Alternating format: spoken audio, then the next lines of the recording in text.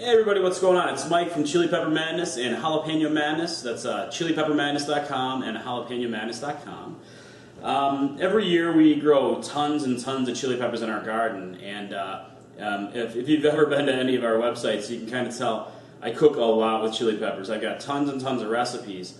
But if you grow a huge garden like I do, it's kind of impossible to always cook with fresh peppers. As you can kind of see, I've got like way too many. We're a two-person household, and I mean I cook with chili peppers every day, but there's no way I can eat them all. But part of the reason that I grow so many peppers is so that I can preserve them and use them throughout the year. We're in the Chicago area, that's Zone 5, so I only have a limited amount of time for me to be able to grow peppers. But there's no reason why you can't preserve them and use them all throughout the year. So in the like in the winter, I can grab some out of my freezer if I'm going to freeze some peppers, and I've got some good peppers to cook with. You can make jellies and jams. There's all kinds of things you can do. But today I'm going to go ahead and show you something that's really easy to do, and that's how to dehydrate your peppers and make chili powders. Chili powders are actually really easy to make. I'll give you the kind of the simple rundown of the process. You take your peppers, you wash them, clean them up, you slice them, and you add them to your dehydrator. So I bought myself a Nesco food dehydrator and jerky maker. I mean, I like jerky, but I don't make jerky. I bought it specifically for dehydrating chili peppers, and it's really easy to use. And after I kind of talk about this a little bit, I'll show you what the inside of this looks like and how easy it is.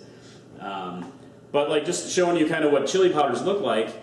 And actually, if you go through some of our recipes on the website, sometimes our recipes don't include a fresh chili pepper, but they include a chili powder. Sometimes I say use chili powder of choice, or I'll just say chili powder.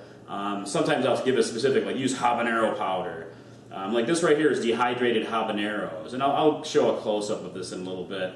But basically, the entire process is you clean and wash your peppers, cut them up, set them into your food dehydrator, turn it on, and you just let it run. And the process takes anywhere from literally 3 to 20 hours of drying time, depending on like the thickness of your peppers. And once you're done, you take out the dried pepper. It's got to be totally dried. You can crush them, and I've got some King Nagas that I had from last year, some good hot peppers. And these I didn't process. I just crushed them by hand and got them in there. And it's kind of the consistency of like peppers at a pizza place that you sprinkle on your pizza. So I can sprinkle super hot King Nagas over anything if I want to, which is awesome, man. Or you pop them into like a food processor, or a grinder is even better. And I'll show you when I get to that step of what the grinder looks like. But you can grind it into a nice fine powder, something that you can sprinkle on or spoon into recipes. And you'll still get good flavor, but very importantly, you get lots of heat, depending on the type of chili pepper that you're using.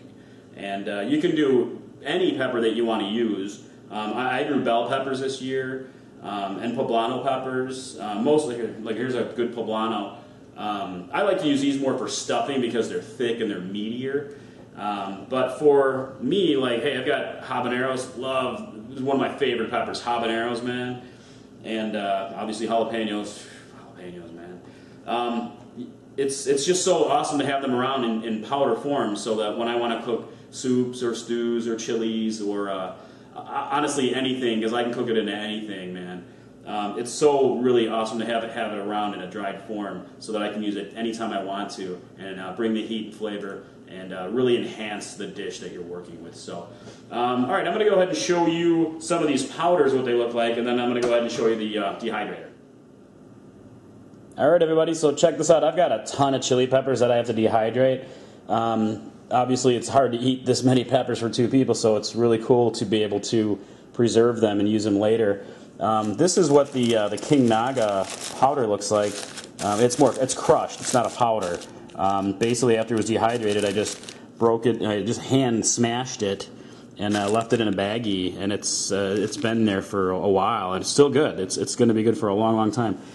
Here's what the habanero powder looks like. You can kind of see it in there. It's just dehydrated, and I ground it up in a grinder, and it really works awesome. I just gave it a label. I've got some hot banana peppers that I ground up from last year. I've got plenty of jalapeno still. I already went through like 2 of these. And look, Corno del Toro peppers and some sweet pepper blend. Isn't that awesome? You can make your own blends. You know, you start tasting them and try what you want. Yeah, that's what I call cooking with chili peppers. Okay, so here is the Dehydrator. It is a Nesco brand. I do recommend it, but anyone would do. If you find a good one, go for it. I mean, that's awesome. It's got its settings right there. Temperature guide and the fruit and vegetable settings is what you want. 135 degrees there, Fahrenheit. Kind of easy to use. It's just, I mean, if you look at it, it's just a big round utensil. And the top comes off. This is like the heating element inside here. And on the inside, just layers of just trays. They're plastic trays.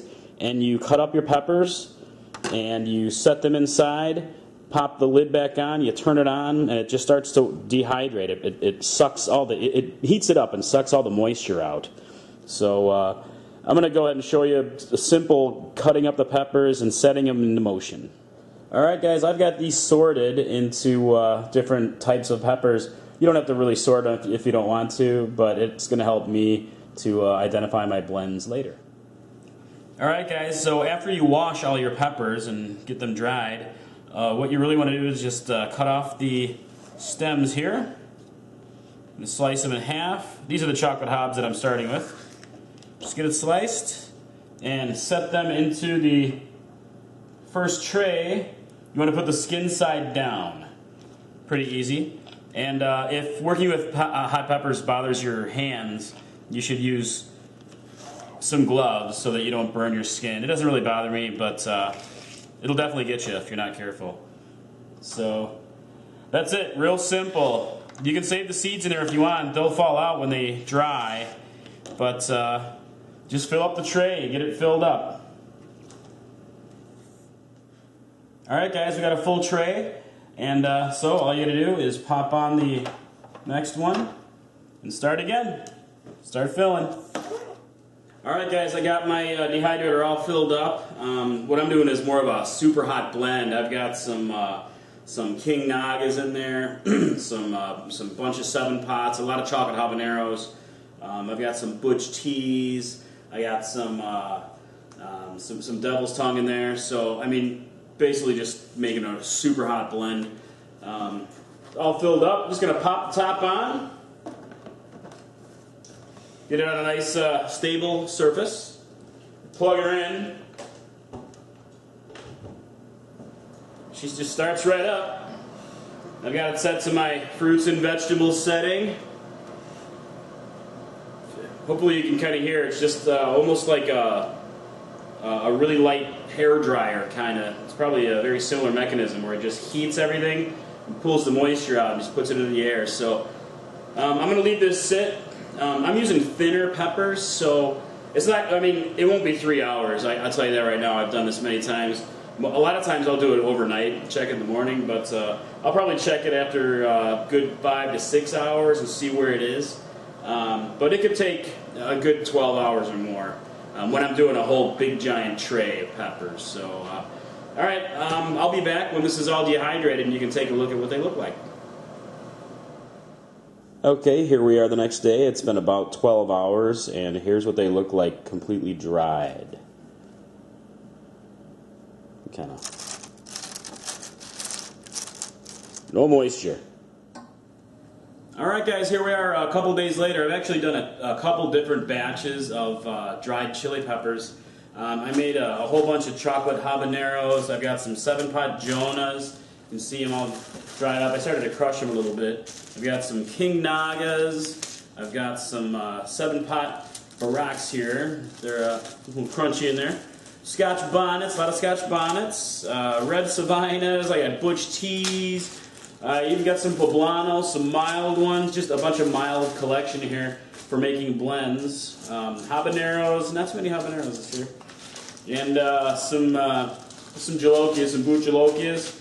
And anyway, lots of chocolate hobs. And what I had said is after you dehydrate your peppers, and it'll take, it's pretty much a rough estimate, 12 to 14 hours or so. It's good to do it overnight and then test them to make sure they're nice and dry.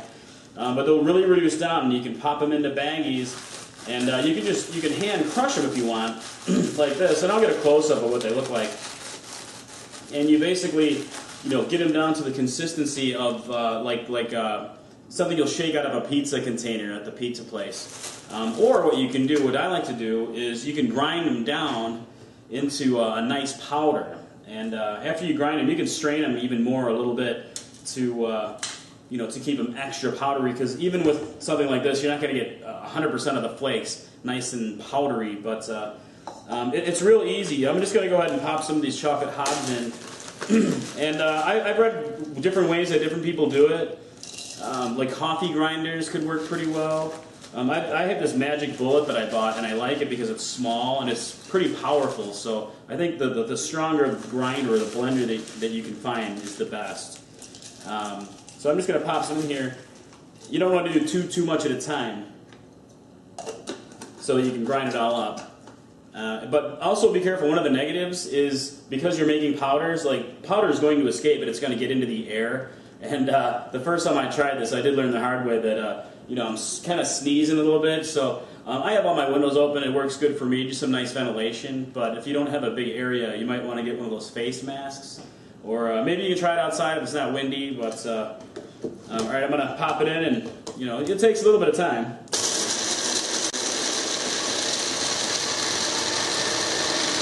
You can smell it, it's grinding. Shake it up a little bit.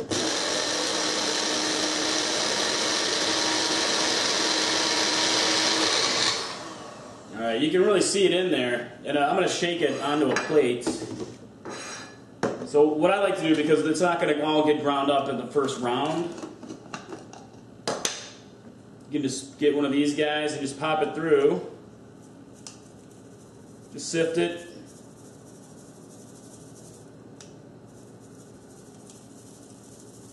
And whatever you got left, just pop right back in the grinder, and just continue and repeat.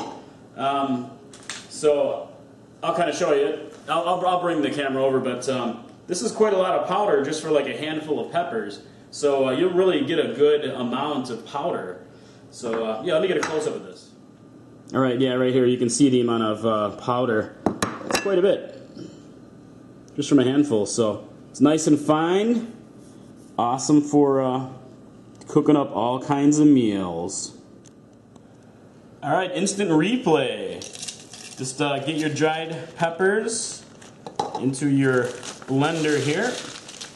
Got a bunch, a couple handfuls for this guy.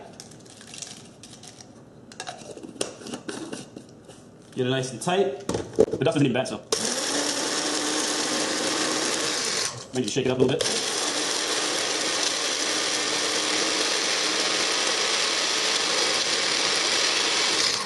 It's going to look good.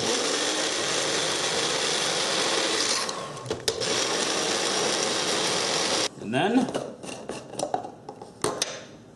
just kind of sift it through.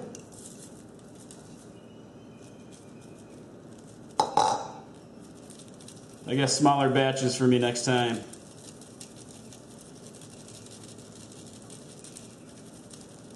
There it is. You can see the powder. Woo. Got it nice and finely ground. Look at that. It's gorgeous to me. Nice and fragrant. And these are chocolate hobs, man. They got a nice little dark brown. Not as brown as the actual dark chocolate hobs themselves, but yeah, it looks good. That's it. I'll show you like a finished bottled product right here as well. Get a close up of that. This is something from last year. I still have quite a bit, but really it's not that much. I'll use it up pretty quickly. So, all right, nice. All right, guys. Well, that's it. Thanks for letting me show you how to make some chili powders by dehydrating your chili peppers. It's actually, like I said, it's a really easy process. And if you're like me and you grow tons and tons of chili peppers every year and you have a hard time eating them, this is a real awesome way to not only preserve them and have them throughout the year, but to really transform them into something else so you can use them in so many different ways. You grow as many as you want, different flavors, different heat levels, and create all kinds of awesome meals. So All right, thanks again. This is Mike from Chili Pepper Madness and Jalapeno Madness. That's chilipeppermadness.com and jalapeноmadness.com. Stop on by and interact with me on Facebook. I'll see you guys around. Thanks.